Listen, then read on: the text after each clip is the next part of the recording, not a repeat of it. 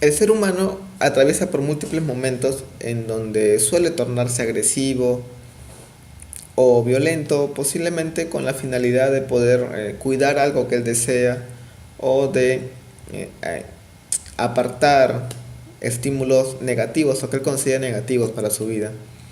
Asimismo, nosotros podemos mentir quizás con la finalidad de cuidar algo, con la finalidad de no agravar una situación, pero este tipo de acciones no suelen ser muy frecuentes en una persona, digamos entre comillas, sana, una persona adaptada al medio. Eh, Normalmente nosotros asumimos la responsabilidad de nuestros actos, ¿no? Si es que eh, sabemos, por ejemplo, que no hicimos una tarea, decimos, bueno, sí, pues no la hice, ¿no? Y ya está, pues si me merezco un cero y punto, ¿no? Y ya está. Para la próxima vez me esfuerzo y ya está. Y recupero la nota. Pero ¿qué pasa cuando este tipo de comportamientos agresivos, impulsivos, violentos, de engaño, de fraude, son persistentes? Posiblemente estaríamos hablando de un trastorno antisocial. Bueno, esos son uno o dos de los indicadores entre tantos. Entonces, por ende, vamos a hablar de trastorno límite, de trastorno límite, vuelta, que te trauma con el límite, de trastorno antisocial de la personalidad. Bien, los manuales nos mencionan algo que si bien es cierto, es necesario tomar en cuenta y es importante.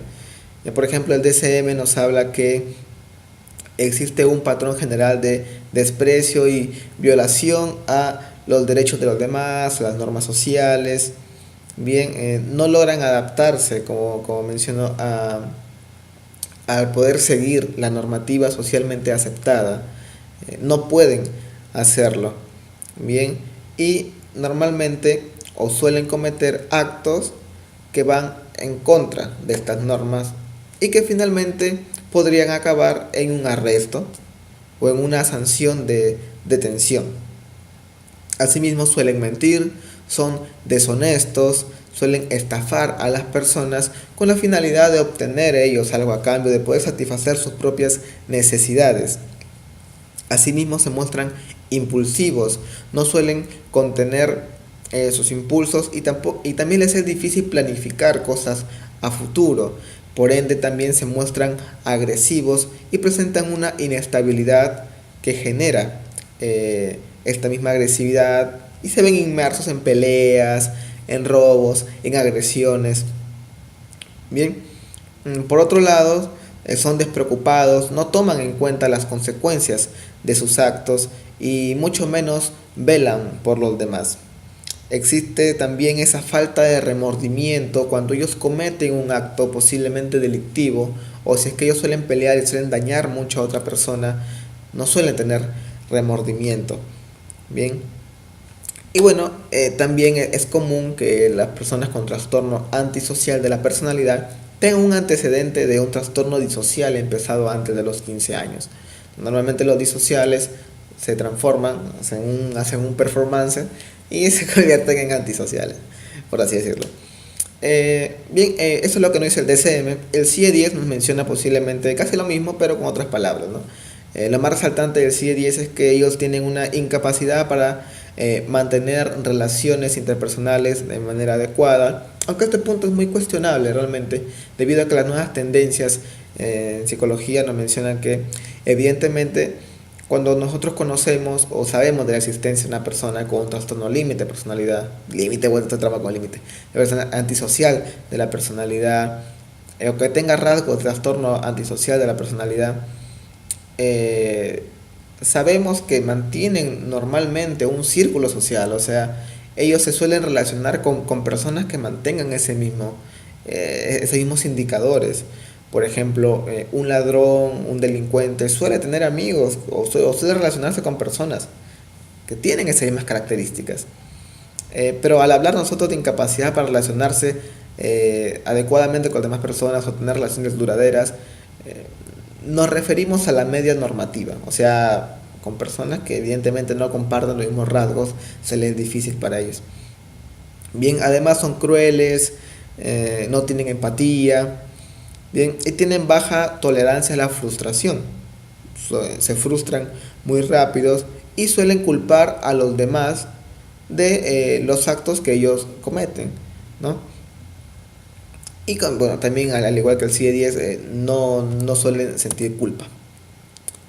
Bien, estas personas también, eh, como mencioné, normalmente presentan problemas con la ley, suelen ser ladrones o delincuentes. Pero eso quizás ya son indicadores bastante marcados, ¿no? Pero hay ciertos indicadores que son muy leves y que no significan una desadaptación, como por ejemplo la competitividad. Cuando una persona que es muy competitiva suele generar estos rasgos de menosprecio a los competidores, de tratar de muchas veces sabotear una competencia con tal de ganar, pero son indicadores muy leves esos. Cuando hablamos de trastorno de personalidad, podemos decir también que estas personas suelen ser muy espontáneas en el sentido de actuar muy rápido, no miden las consecuencias de sus actos, bien, cometen acciones ilegales, fraudulentas, mienten, inventan explicaciones para su comportamiento, tratan de racionalizar las cosas, pueden utilizar un mecanismo de defensa de la racionalización, racionalizan mucho lo que han hecho, se muestran resistentes a la autoridad, no suelen seguir tampoco indicaciones de la autoridad y frecuentemente desarrollan un expediente criminal, ¿no? Suelen estar ya requisitorios, suelen tener antecedentes de haber robado mucho antes, no son de fiar debido a que suelen mentir bastante y también muchas veces suelen abusar de otras personas, suelen manipular a otras personas, aprovecharse de otras personas. Bien, y lo interesante aquí es que no necesariamente su capacidad de juicio de los valores está alterada, o sea, no está alterada su capacidad para entender los valores, sino su ética.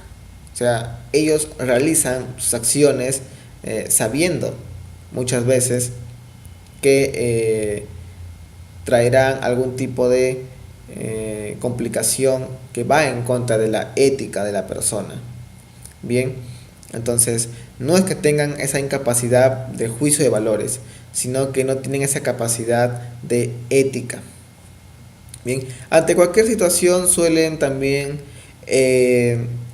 evalúan sus deseos personales y lo consideran como prioridad, pues, ¿no? O sea, si es que yo tengo que comer y tú tienes un pollo, voy y te lo robo el pollo, pues no, porque yo tengo que comer, pues, brother, yo tengo que comer. Entonces, suelen ponerse como primeros, en el sentido de satisfacer sus necesidades y no les importa ir en contra de los derechos de los demás, ¿no? Bien, entonces vamos a mencionar aspectos etiológicos del trastorno. Se suelen dividir en dos grandes factores, ¿no? Factor genético, perdón, biológico, y el psicológico, el social. En el factor biológico tenemos aspectos genéticos netamente heredados. Si tuviste un padre que siempre fue violento, que robaba, que tomaba mucho, genéticamente te vas a ver predispuesto, como menciona Milon, por ejemplo, se habla de la sensibilidad genética. Entonces, va a haber esa predisposición genética. Otro aspecto importante que podría considerarse en cuenta también son los niveles elevados de testosterona que finalmente pueden causar ciertas complicaciones o predisponer a la hiperactividad, a tener comportamientos agresivos también. Algo interesante es que normalmente las personas que tienen rasgos de hiperactividad suelen en algunos momentos desarrollar ciertos indicadores, ciertas conductas propios de un trastorno antisocial. Entonces, el tener hiperactividad también predispone directamente a la persona, pero evidentemente van a tener que sumarse otros factores para poder generar un trastorno disocial de la personalidad, teniendo previamente un historial de hiperactividad. Cuando hablamos de aspectos de neurotransmisión o de neurotransmisores, podemos hacer referencia a los bajos niveles de serotonina y a los altos en dopamina, bien que suelen generar impulsividad, suelen ser impulsivos y violentos las personas que tienen este tipo de neurotransmisores. Respecto a los factores ambientales, psicológicos, sociales, evidentemente la familia juega un rol determinante, ¿no? La familia y sus clásicas y sus ya conocidas sanciones punitivas, ¿ah? Punitivas, ya bueno, la familia juega un rol determinante debido a que es el seno, ¿no? Es el primer círculo social de interacción directa que tiene el paciente, la persona. Bien, y aquí se debe marcar bastante lo que es el estilo de crianza, el tipo de crianza, normalmente los castigos excesivos, el uso de maltrato físico, sanciones punitivas como mencioné, la hostilidad que existe en la casa, figuras con demasiada autoridad, el uso de drogas dentro del hogar, bien, complicaciones en las habilidades parentales, suelen generar también este tipo de conductas propias de un trastorno antisocial de la personalidad. Y como mencioné también, si es que en el hogar, en el contexto, en la familia existen conductas similares, por ejemplo, que el padre sea delincuente, que el vecino sea delincuente, que haya mucha delincuencia dentro de tu barrio, dentro del aspecto donde te desarrollas, también puede predisponer directamente a generar este tipo de conductas, debido a que el aprendizaje de las conductas, o como Milton lo dice, la imitación de conductas, al fin y al cabo terminan siendo parte del repertorio conductual de la persona. Pero para poder llegar a esto debe existir un reforzamiento de los reforzadores que se dan mediante el aprendizaje. Bien, entonces en este caso el evaluado aprende a ser frío, bien, también cuando existe una falta de sensibilidad humana, también, por ejemplo, por parte del padre, el padre no fue muy sensible ante las agresiones, ante las situaciones violentas, el paciente, el niño aprende a que tampoco va a ser sensible a ese tipo de situaciones. Posiblemente también la falta de empatía, bien, la indiferencia dentro del hogar, podría generar también.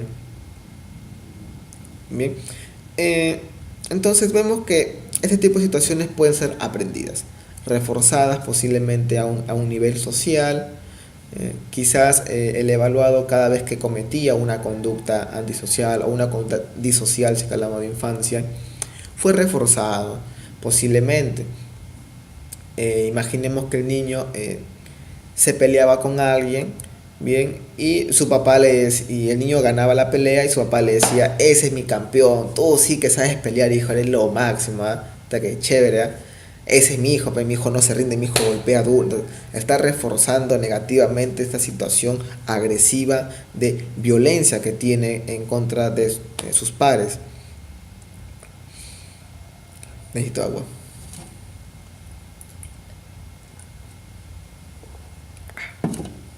Bien, y para culminar también es necesario mencionar que la ausencia de figura paterna, la ausencia de supervisión de las conductas de los jóvenes, suele generar también este tipo de situaciones antisociales. Debido a que al no existir una figura paterna o al no existir simplemente una supervisión, el evaluado, pues el paciente, el niño, el adolescente, el adulto empieza a hacer cosas que nadie le dijo nunca que estaba mal. No, no es lo mismo que venga tu amigo y te diga: oye, ¿sabes qué? Pegarme está mal. A tu amigo no le haces caso muchas veces. Pero no es diferente que venga tu papá y te diga: hijo, lo que has hecho está mal, no se hace. ¿A quién le haces más caso cuando eres niño? ¿A tu amigo o a tu papá? Lo más probable es que a tu papá, ¿no? Entonces, al no existir esa supervisión, al no existir ese control, el niño podría generar conductas disociales y futuramente antisociales. Estos son algunos aspectos etiológicos que se podrían dar en la familia: sanciones punitivas, aspectos genéticos también relacionados a la predisposición o la sensibilidad genética, que puede ver si tu papá fue delincuente, pues de repente tú también, si tu papá fue alcohólico, pues tú también, ¿no? Si en tu familia se reforzaba ese tipo de conductas, también, si es que tú observaste situaciones violentas, observaste situaciones similares, pues las vas a aprender, ¿no? Vas a hacerlo parte de tu repertorio conductual. Si nunca te supervisaron, nunca te dijeron que pegarle a tu amigo estaba mal, ¿cómo vas a saber, no? Si nunca te enseñaron. Ese tipo de situaciones responden posiblemente a una etiología de trastorno antisocial.